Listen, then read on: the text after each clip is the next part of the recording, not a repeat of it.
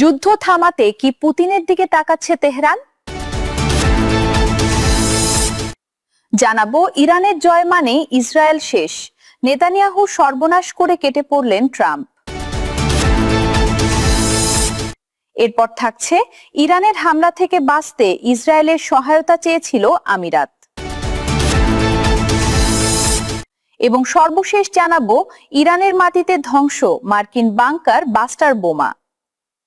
দর্শক শুনছিলেন সংবাদ শিরোনাম, এখন জানিয়ে দিব বিস্তারিত সংবাদ।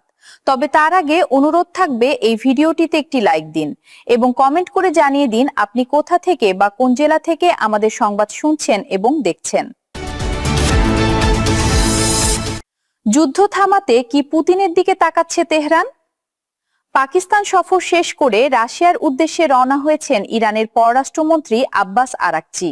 বিষয়টি নিশ্চিত করেছে ইরানের পররাষ্ট্র মন্ত্রণালয়। মন্ত্রণালয়ের পক্ষ থেকে সামাজিক মাধ্যমে জানানো হয়েছে, সফরকালে আরাকচি রাশিয়ান ফেডারেশনের ঊর্ধ্বতন কর্মকর্তাদের সঙ্গে বৈঠক করবেন। আলোচনায় দ্বিপাক্ষিক ইরান রাশিয়া সম্পর্কের পাশাপাশি আঞ্চলিক ও আন্তর্জাতিক বিভিন্ন ইস্যু গুরুত্ব পাবে। এর আগে 2 দিনের ব্যবধানে দ্বিতীয়বারের মতো পাকিস্তান সফর করেন ইরানের এই শীর্ষ কূটনীতিক। কূটনৈতিক সূত্রগুলো বলছে, ওমান ও পাকিস্তান এই 2 দেশ সাম্প্রতিক সময়ে তেহরান ও ওয়াশিংটনের মধ্যে মধ্যস্থতাকারী হিসেবে ভূমিকা রাখছে। এমন প্রেক্ষাপটে আরাকচির মস্কো সফরকে বৃহত্তর কূটনৈতিক তৎপরতার অংশ হিসেবে দেখছেন পর্যবেক্ষকরা। বিশেষ করে যুক্তরাষ্ট্রের সঙ্গে সরাসরি বৈঠকের সম্ভাবনা আপাতত অনিশ্চিত হয়ে পড়ায় বিকল্প কূটনৈতিক পথগুলো সক্রিয় রাখার চেষ্টা করছে ইরান, এমন ধারণাও সামনে আসছে। এরই মধ্যে মার্কিন প্রেসিডেন্ট ডোনাল্ড ট্রাম্প ইসলামাবাদে পরিকল্পিত সফর বাতিল করেছেন। তার ভাষ্য অনুযায়ী দীর্ঘ ভ্রমণের পরিবর্তে টেলিফোনে আলোচনা চালিয়ে যাওয়া অধিক কার্যকর হতে পারে। বিশ্লেষকদের মতে, রাশিয়া ইরানের একটি গুরুত্বপূর্ণ কৌশলগত মিত্র হওয়ায় আঞ্চলিক পরিস্থিতি নিয়ে মস্কোর সঙ্গে ঘনিষ্ঠ যোগাযোগ বজায় রাখা তেহরানের জন্য গুরুত্বপূর্ণ। সেই বিবেচনায় আরাকচির এই সফর চলমান উত্তেজনা কমাতে কূটনৈতিক প্রচেষ্টার অংশ হতে পারে। তবে বাস্তবে কতটা অগ্রগতি হবে তা এখনই নিশ্চিত করে বলা যাচ্ছে না। ইরানের জয় মানেই ইসরায়েল শেষ, নেতানিয়াহু সর্বনাশ করে কেটে পড়লেন ট্রাম্প। ইসরায়েলের অভ্যন্তরীণ রাজনীতি এবং মধ্যপ্রাচ্যের রণক্ষেত্রে এখন বুঝে অস্থিরতার হাওয়া। ইরানের সাথে যুদ্ধবিরতি কিংবা সমঝোতার পথে হাঁটা যে ইসরায়েলের সাধারণ মানুষ খুব একটা সহজভাবে নেয়নি, তার প্রমাণ মিলেছে সাম্প্রতিক এক জরিপে। জেরুজালেমের হিব্রু বিশ্ববিদ্যালয়ের তথ্য বলছে, প্রায় 2/3 ইসরায়েলি এই যুদ্ধবিরতির বিপক্ষে। তাদের চোখে এটি শান্তির বদলে পরাজয়ের গ্লানি হয়ে ধরা দিচ্ছে। রাজনৈতিক বিশ্লেষক ডালিয়া সেনলির মতে, ইসরায়েলিদের মনস্তত্ত্ব এখন এক অদ্ভুত শত্রুবেষ্টিত বলয়ে বন্দী। তারা ইরান ও লেবাননকে এমন এক কাতারে দেখে, যেখানে চারপাশ থেকে ধেয়ে আসা বিপদই তাদের সামুদ্রিক আত্মপরিচয়ের অংশ হয়ে দাঁড়িয়েছে। অস্তিত্ব রক্ষার লড়াইয়ে তারা কোনো ধরনের আপোষ করতে নারাজ, বিশেষ করে যখন সেই লড়াইয়ের নিয়ন্ত্রণ নিজেদের হাতছাড়া হওয়ার ভয় থাকে। বর্তমান পরিস্থিতির উপর ইসরায়েলের নিয়ন্ত্রণ কতটা আছে তা নিয়ে খোদ দেশটির ভেতরেই বড় ধরনের সংশয় তৈরি হয়েছে। সেনলির ভাষায়, যুক্তরাষ্ট্রের মতো এক অতি শক্তিশালী অংশীদারের প্রভাব ইসরায়েলিদের আত্মবিশ্বাসের চির ধরাচ্ছে। ওয়াশিংটনের চূড়ান্ত সিদ্ধান্তই যে শেষ পর্যন্ত তেল আবিবের ভাগ্য নির্ধারণ করছে, এই সত্যটি ইসরায়েলিদের জন্য ক্রমেই তিক্ত হয়ে উঠছে। বিশেষ করে হোয়াইট হাউসের মাসতে বসা খামখেয়ালি মার্কিন প্রেসিডেন্টের ভবিষ্যৎ পরিকল্পনা নিয়ে ইসরায়েল যেন এক অজানা সংখ্যায় দিন কাটাচ্ছে। ডালিয়া মনে করেন, মার্কিন যুক্তরাষ্ট্র শক্তিশালী হলেও তাদের খামখেয়ালি পোনা ইসরায়েলকে এক অনিশ্চিত গন্তব্যের দিকে ঠেলে দিতে পারে। চূড়ান্ত সিদ্ধান্ত নেয়ার ক্ষমতা কার হাতে? এই প্রশ্নটি এখন নেতানিয়াহুর সরকারের সামনে বড় চ্যালেঞ্জ। এদিকে নেতানিয়াহুর ঘোর সমালোচকরা ঘরের ভেতরেই বিদ্রোহের আগুন জ্বালাচ্ছেন। সাবেক সেনাপ্রধান ও মধ্যপন্থী নেতা গাদি আইজেনকাট সরাসরি অভিযোগ করেছেন, গত 2.5 বছরে একের পর এক যুদ্ধবিরতি ইসরায়েলের উপর কেবল চাপিয়ে দেয়া হয়েছে। তার মতে, নেতানিয়াহু সামরিক সাফল্য পেলেও সেটিকে কূটনৈতিক বিজয় রূপ দিতে সম্পূর্ণ ব্যর্থ হয়েছেন। বিরোধী নেতা ইয়ার লাপিদ আরো কঠোর ভাষায় আক্রমণ করেছেন। সামাজিক মাধ্যমে তিনি খুব উবরে দিয়ে লিখেছেন যে নেতানিয়াহু সরকারের প্রতিটি প্রতিশ্রুতি বাস্তবতার কঠিন রুক্ষতায় চূর্ণ বিচূর্ণ হয়ে গেছে। মানুষের বিশ্বাস ভঙ্গ করা এই সরকারের নিয়তি হয়ে দাঁড়িয়েছে বলে তিনি মনে করেন। সাবেক কূটনীতিক অ্যালন পেক্সাস এক ভয়াবহ বাস্তবতার চিত্র তুলে ধরেছেন। তার মতে ইরানের পারমাণবিক স্বপ্ন ম্লান হয়নি, তাদের আইআরজিসি বাহিনী আরো শক্তিশালী হয়েছে। বিপরীতে ট্রাম্প এখন যুদ্ধের দামামাত থামিয়ে ফায়দা লোটার চেষ্টায় মত্ত। পিংস মনে করেন এই যুদ্ধবিরোধী ইসরায়েলের জন্য এক দীর্ঘমেয়াদী কৌশলগত পরাজয় ছাড়া আর কিছুই নয়। ডোনাল্ড ট্রাম্পের ভূমিকা নিয়ে এক ঘনীভূত রহস্য তৈরি হয়েছে।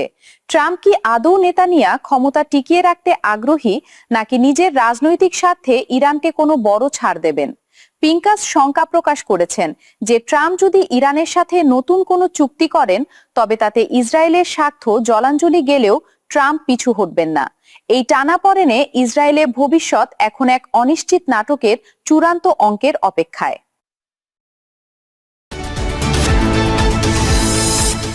ইরানের হামলা থেকে বাঁচতে ইসরায়েলের সহায়তা চেয়েছিল আমিরাত। ইরানের ব্যাপক ক্ষেপণাস্ত্র ও ড্রোন হামলার মুখে পড়লে সংযুক্ত আরব আমিরাত সহায়তার জন্য মিত্রদের দ্বারস্থ হয়েছিল। সেই সংকটময় মুহূর্তে ইসরায়েল দ্রুত সাড়া দিয়ে তাদের বহুল পরিচিত আয়রন ডোম আকাশ প্রতিরক্ষা ব্যবস্থা আমিরাতে পাঠিয়েছিল। আয়রন ডোম পরিচালনার জন্য ইসরায়েল সেনাও মোতায়েন করেছিল। প্রতিবেদন অনুযায়ী যুক্তরাষ্ট্র ও ইসরায়েলের সঙ্গে চলমান যুদ্ধে ইরান আমিরাতের অবকাঠামো লক্ষ্য করে ধারাবাহিক হামলা চালিয়েছিল। আবুধাবির প্রতিরক্ষা মন্ত্রণালয় জানায়, ইরান মোট ৫৫টি ব্যালিস্টিক ও ক্রুজ ক্ষেপণাস্ত্র এবং ২০০০ বিষয়ের বেশি ড্রোন নিক্ষেপ করে।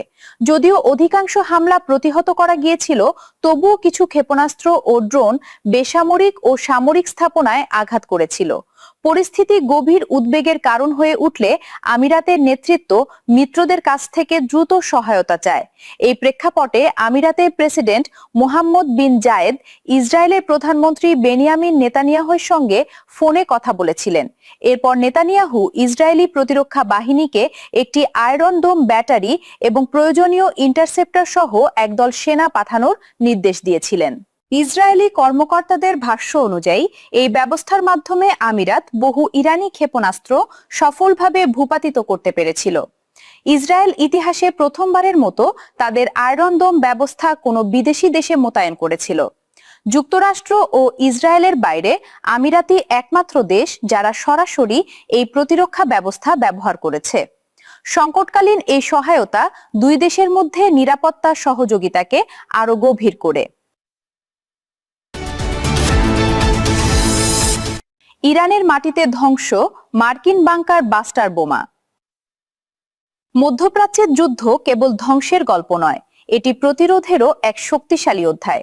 যেখানে বিশ্বের সবচেয়ে শক্তিশালী বাংকার বাস্টার বোমাও থেমে যায় তেহরানের অদম্য প্রতিরোধে। ইরানের আকাশে ছোড়া হয়েছিল শত শত পাউন্ডের মৃত্যুবাণ, কিন্তু মাটিতে নেমে সেগুলো অনেক ক্ষেত্রে পরিণত হয়েছে ব্যর্থতার প্রতীকে। জানজান প্রদেশে একের পর এক মার্কিন বোমা নিষ্ক্রিয় করে ইরান আবারও দেখিয়ে দিয়েছে প্রতিরোধ শুধু স্লোগান নয়, এটি বাস্তব সক্ষমতা। সাম্প্রতিক সংঘাতে ইসরায়েল সমর্থিত হামলার অন্যতম লক্ষ্য ছিল ইরানের এই অঞ্চল। যুদ্ধবিরতির মাঝেও এখানকার মাটিতে লুকিয়েছিল অদৃশ্য মৃত্যু, অবিস্ফোরিত বোমা, ক্লাস্টার বোমলেট ও ক্ষেপণাস্ত্র। কিন্তু সেই মৃত্যু ফাঁদ একে একে নিষ্ক্রিয় করেছে আইআরজিসি। বিশ্বের অন্যতম শক্তিশালী বাংকার বাস্টার বোমা ৩০,০০০ পাউন্ড ওজনের ম্যাসিভ অর্ডিন্যান্স পেনিট্রেটর, যা গভীর ভূগর্ভস্থ স্থাপনা ধ্বংসের জন্য তৈরি, তারও একাধিক ইউনিট ধ্বংস বা নিষ্ক্রিয় করার দাবি করেছে ইরান। শুধু তাই নয়, যুদ্ধবিমান থেকে ছোড়া হাজার হাজার বোমলেটও নিষ্ক্রিয় করা হয়েছে, যা সাধারণত বিশাল এলাকা অচল করে দেওয়ার জন্য ব্যবহৃত হয়। এটি শুধু সামরিক হামলা ছিল না, এটি ছিল অবকাঠামো ধ্বংসের পরিকল্পিত প্রচেষ্টা। কিন্তু ইরানের প্রতিরক্ষা ব্যবস্থা সেই পরিকল্পনাকে ব্যর্থ করে দিয়েছে। এছাড়া বিভিন্ন রকেট ও ক্ষেপণাস্ত্রের মধ্যে বহু অস্ত্র বিস্ফোরিত না হওয়ায় সেগুলো ধ্বংস বা বিশ্লেষণের জন্য সংগ্রহ করা হয়েছে, যা ইঙ্গিত দেয় ইরান শুধু প্রতিরোধ করছে না, শত্রুর প্রযুক্তিও অধ্যয়ন করছে। আকাশ প্রতিরক্ষাতেও এসেছে সাফল্য। একাধিক ক্রুজ মিসাইল আকাশেই ধ্বংস করা হয়েছে, অর্থাৎ শুধু মাটিতে নয়, আকাশেও ইরানের নিয়ন্ত্রণ স্পষ্ট। এই ঘটনার গুরুত্ব কয়েকটি দিক থেকে স্পষ্ট। প্রথমত, বিশ্বের শক্তিশালী অস্ত্র সবসময় সফল নয়।